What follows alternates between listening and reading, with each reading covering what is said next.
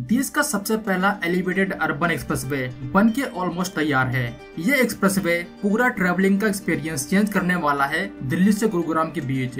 इसके बनते ही दिल्ली भी उन बड़े बड़े शहरों में से एक बन चुका है जिनके पास अर्बन एक्सप्रेसवेज हैं। बट ये भारत का पहला अर्बन एक्सप्रेसवे होने के साथ साथ सबसे महंगा एक्सप्रेसवे भी है, जिसको बनाने के लिए स्टार्टिंग में 18.2 करोड़ रुपए पर किलोमीटर के हिसाब से दिए जाने थे। लेकिन CAG की रिपोर्ट में सामने आया है कि इसको बिल्ड करने में जो खर्चा आया है वो 250 करोड़ रुपए पर किलोमीटर के हिसाब से है। 18.2 करोड़ से सीधा 250 करोड़। वेल, इंफ्रा प्रोजेक्ट में बजट का ओवररन होना नॉर्मल बात है, लेकिन इस केस में कुछ अलग हुआ है। यहाँ डबल या फिर ट्रिपल टाइम नहीं बल्कि 14 गुना बजट बढ़ा है।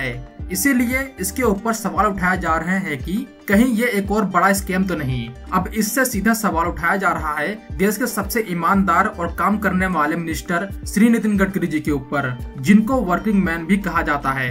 कुछ लोग मानने को तैयार नहीं है कि नितिन गडकरी जैसा मिनिस्टर कोई स्कैम कर सकता है। इवन जो ओपोजिशन के लोग भी हैं वो भी आसानी से मानने को तैयार नहीं है कि ये काम नितिन गडकरी जी की लीडरशिप में हो सकता है। देखो, यहाँ ना ही किसी पे ब्लाइंड किया जा सकता है और ना ही किसी को ब्लाइंडली सपोर्ट किया जा सकता है। सच तो सच होता है और वो सबको जानने का हक है। तो मैं कोशिश करूंगा आपको सच्चाई बताने की, क्या क्या हुआ है अभी के टाइम, और ये सच्चाई इसी सुपर एक्सप्रेसवे में छुपी है। साथ में CAG के बारे में भी थोड़ा बात करेंगे कि आखिर सभी सरकारें CAG से इतना डरती क्यों हैं। और सबसे बड़ा सवाल, क्या सच में नितिन गडकरी जी ने स्कैम किया है? क्योंकि ये पहली बार नहीं है जब गडकरी जी के ऊपर कोई करप्शन का एलिगेशन लगा है। CAG और गडकरी जी का नाता पुराना है।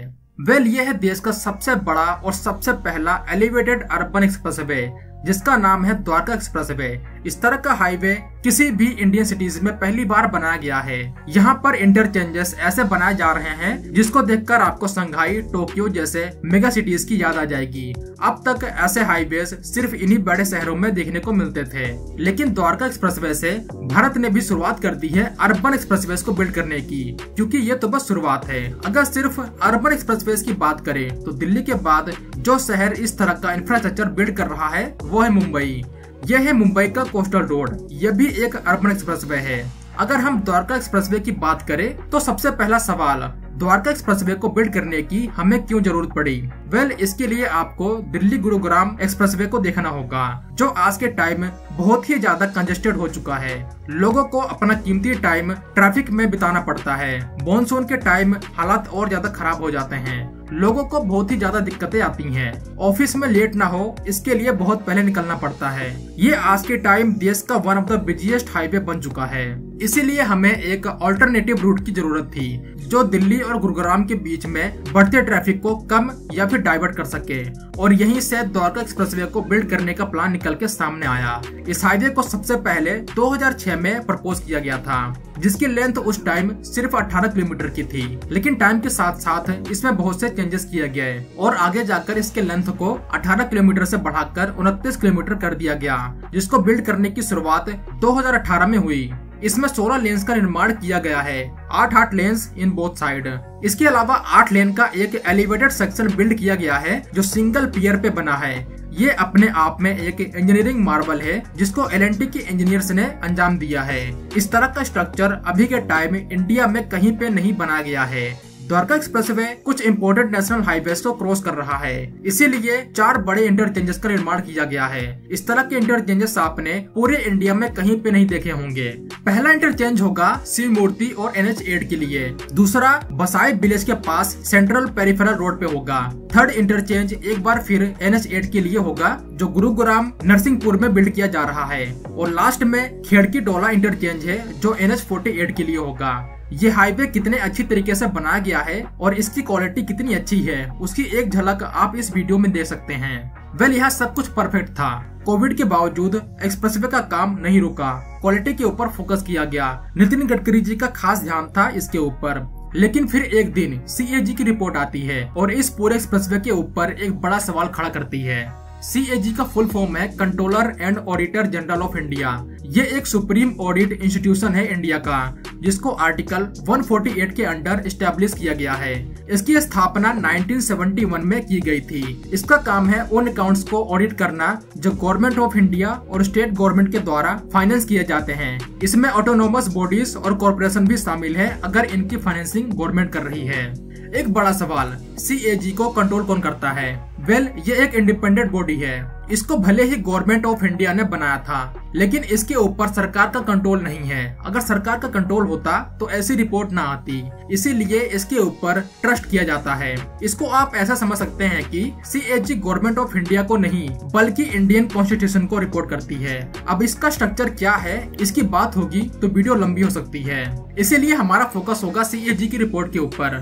10 अगस्त को CAG ने एक रिपोर्ट सबमिट की पार्लियामेंट में द्वारका एक्सप्रेसवे के बारे में। इसमें कहा गया कि इस हाईवे को बिल्ड करने के लिए 250 करोड़ रुपए खर्च किया गया है पर किलोमीटर के हिसाब से, जबकि इसको यूनियन गवर्नमेंट की तरफ से अप्रूव किया गया था 18.2 करोड़ रुपए पर किलोमीटर के हिसाब से। इसका मतलब इसको बिल्ड करने के लिए ऑलमोस्ट 14 गुना अमाउंट खर्चा किया गया है। अब यहाँ सवाल इस बात पर उठाया जा रहा है कि अगर कॉस्ट ओवररन हुआ भी है तो 14 गुना नहीं हो सकता।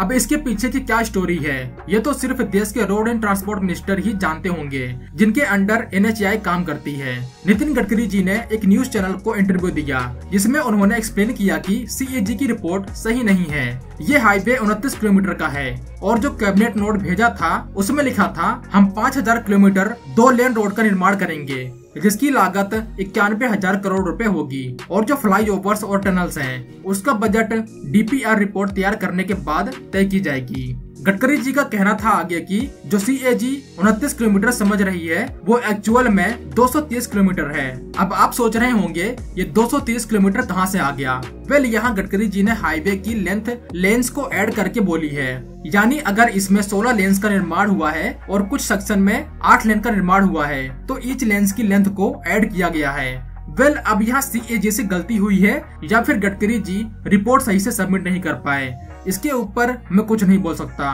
अब आप कमेंट में इसके बारे में लिख सकते हैं कौन यहाँ आपको सही लगता है, या फिर आप मानते हैं इसके ऊपर जांच होनी चाहिए ताकि जो सच्चाई है वो देश के सामने निकल के सामने आए। वैसे नितिन गडकरी जी और CAG का रिश्ता पुराना है। 2015 में CAG की एक रिपोर्ट आई जिसमें ये लिखा था कि state run Indian renewable energy development agency limited IREDA के द्वारा गलत तरीके से लोन ग्रांटेड किया गया पूर्ति साकार कारखाना लिमिटेड नाम की कंपनी को, जिसके प्रमोटर नितिन गडकरी जी थे, और ये लोन ग्रांट किया गया था सन 2002 को। उस टाइम गडकरी जी ने इसके ऊपर भी अपना स्टेटमेंट दिया जब ये रिपोर्ट सामने आई थी। तो इससे एक बात तो पता चलती है कि CAG अपना काम कर रहा है जैसे इसको करना चाहिए। वेल, अब यहाँ घोटाला हुआ है या नहीं, इसके ऊपर मैं कुछ नहीं कह सकता क्योंकि ये एक जांच का विषय है, लेकिन इतना जरूर कहूंगा कि द्वारका एक्सप्रेसवे एक इंजीनियरिंग मार्वल जरूर है। अगर आपको ये वीडियो थोड़ा सा भी इन्फॉर्मेटिव लगा हो तो वीडियो को लाइक करना और चैनल को सब्सक्राइब करना। मिलते हैं एक नई वीडियो के साथ, तब तक के लिए जय हिंद दोस्तों।